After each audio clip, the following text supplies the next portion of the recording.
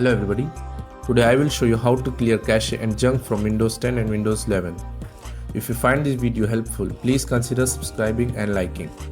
Right click on Start, click on Run, type prefetch, click on OK, click on Continue. If it asks for permission, select all the files and delete it.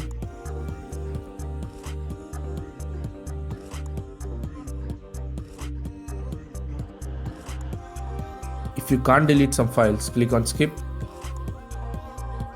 Again right click on Start, click on Run, type temp,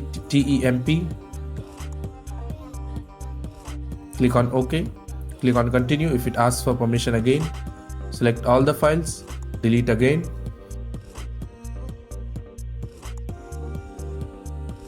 If you can't delete some files, click on Skip. Again right click on Start, click on Run, type %temp%, click on OK, click on Continue. Select all the files, delete again. If you can't delete some files, click on Skip again. Again right click on Start, click on Run, type clean mgr, select only local disk C, click on OK. Select all the files. Don't worry, these all just contain some junk and cache.